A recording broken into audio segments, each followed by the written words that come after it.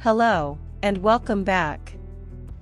Tonight, I'll be reading the tale of Mrs. Tiggy-Winkle by Beatrix Potter, a gentle story about a little girl named Lucie and a most unusual washerwoman living in the hills. It's a tale of kindness, curiosity, and a bit of countryside magic.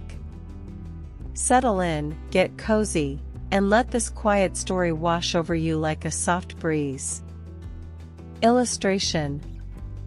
Once upon a time there was a little girl called Lucie, who lived at a farm called Little Town. She was a good little girl, only she was always losing her pocket handkerchiefs. One day little Lucie came into the farmyard crying, oh, she did cry so. I've lost my pocket handkin. 3 handkins and a penny. Have you seen them, tabby kitten? Illustration. The kitten went on washing her white paws, so Lucie asked a speckled hen, Sally Henny Penny, have you found 3 pocket handkins?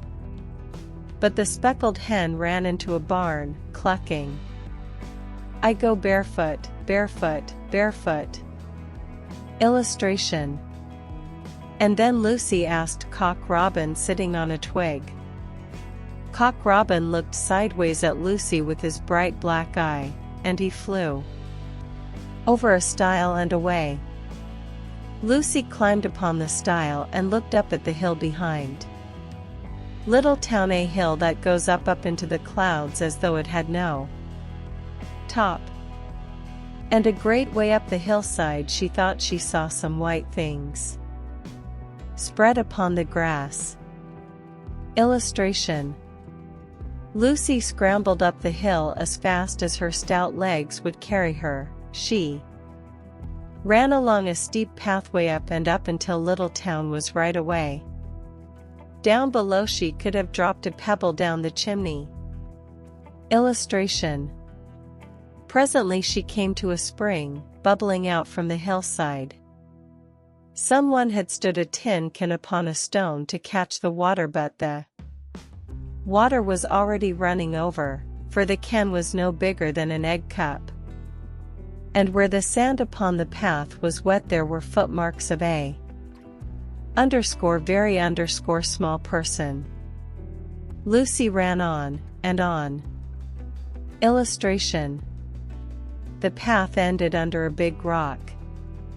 The grass was short and green, and there were clothes props cut from bracken stems, with lines of plaited rushes, and a heap of tiny clothespins, but no pocket handkerchiefs. But there was something else, a door straight into the hill, and inside it someone was singing, lily white and clean, oh, with little frills between, oh, smooth and hot red rusty spot, never here be seen, oh. Illustration. Lucie knocked once, twice, and interrupted the song. A little frightened voice called out, who's that? Lucie opened the door, and what do you think there was inside the hill? A nice clean kitchen with a flagged floor and wooden beams just like any other farm kitchen. Only the ceiling was so low that Lucie's head nearly touched it, and the pots and pans were small, and so was everything there. Illustration. There was a nice hot singy smell, and at the table, with an iron in her hand, stood a very stout short person staring anxiously at Lucie. Her print gown was tucked up, and she was wearing a large apron over her striped petticoat. Her little black nose went sniffle, sniffle, snuffle, and her eyes went twinkle, twinkle, and underneath her cap, where Lucie had yellow curls, that little person had prickles. Illustration. Who are you? Said Lucie. Have you seen my pocket handkins? The little person made a bob curtsy. "Oh, yes, if you please, my name is Mrs. Tiggy-Winkle. Oh, yes, if you please, I'm an excellent clear starcher." And she took something out of a close basket, and spread it on the ironing blanket.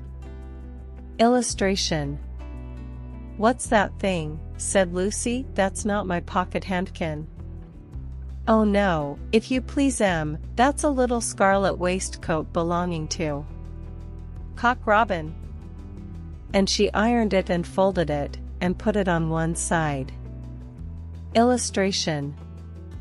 Then she took something else off a close horse. "That isn't my penny," said Lucie.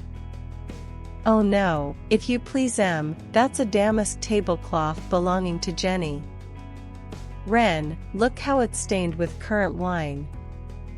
It's very bad to wash," said Mrs. Tiggy-Winkle. Illustration. Mrs. Tiggy-Winkle's nose went sniffle, sniffle, snuffle, and her eyes went twinkle, twinkle, and she fetched another hot iron from the fire. Illustration. "There's one of my pocket handkins," cried Lucie, "and there's my penny." Mrs. Tiggy-Winkle ironed it, and goffered it, and shook out the frills. "Oh, that underscore is underscore lovely," said Lucie. Illustration. "And what are those long yellow things with fingers like gloves?"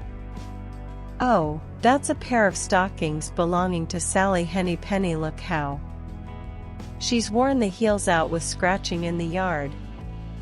She'll very soon go barefoot," said Mrs. Tiggy-Winkle. Illustration. "Why, there's another handkerchief, but it isn't mine, it's red." "Oh no, if you please, that one belongs to old Mrs. Rabbit, and it underscore did underscore so smell of onions. I've had to wash it separately, I can't get out the smell." "There's another one of mine," said Lucie. Illustration. "What are those funny little white things?"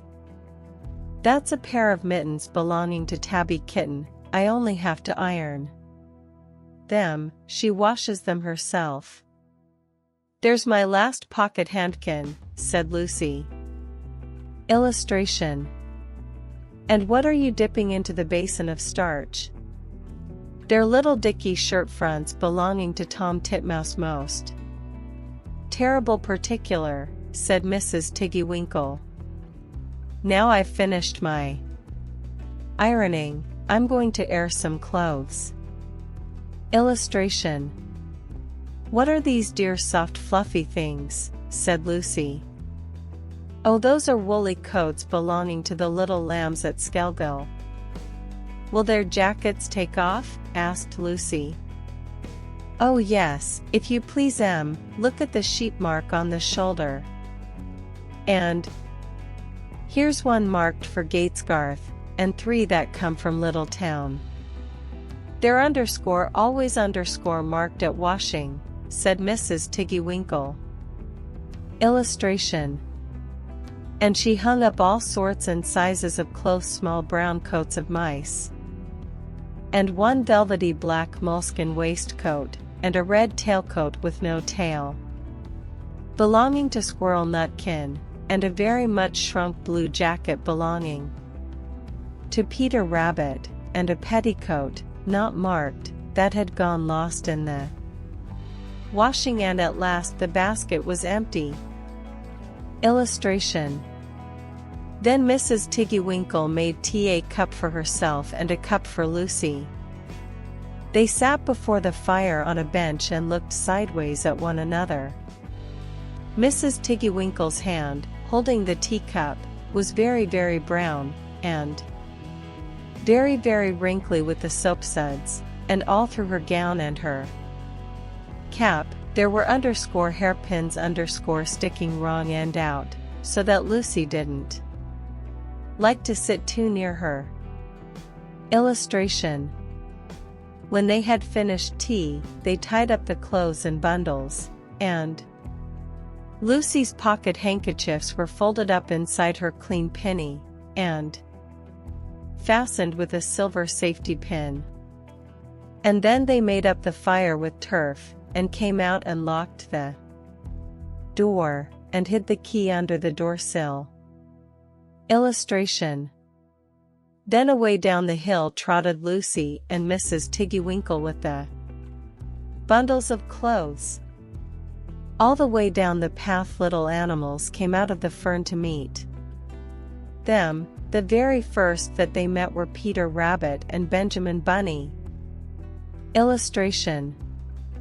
And she gave them their nice clean clothes, and all the little animals and birds were so very much obliged to dear Mrs. Tiggy-Winkle. Illustration. So that at the bottom of the hill when they came to the stile, there was nothing left to carry except Lucie's one little bundle. Illustration. Lucie scrambled up the stile with the bundle in her hand, and then she turned to say good night, and to thank the washerwoman, but what a very odd thing. Mrs. Tiggy-Winkle had not waited either for thanks or for the washing bill. She was running up the hill, and where was her white frilled cap? And her shawl? And her gown and her petticoat? Illustration. And how small she had grown, and how brown and covered with prickles. Why, Mrs. Tiggy-Winkle was nothing but a hedgehog. Asterisk. Now some people say that little Lucie had been asleep upon the stile, but then how could she have found 3 clean pocket handkerchiefs and a penny, pinned with a silver safety pin? And besides I have seen that door into the back of the hill called cat bells, and besides I am very well acquainted with dear Mrs. Tiggy-Winkle. Thank you for joining me for the tale of Mrs. Tiggy-Winkle. I hope this sweet and simple tale brought peace to your evening or helped you drift off gently. If you'd like more calming bedtime stories, don't forget to like, subscribe, and leave a kind comment. Your support helps keep this quiet space going. Wishing you restful sleep, cozy dreams, and a soft heart. Good night, and take care. Chief of Rice CZZ.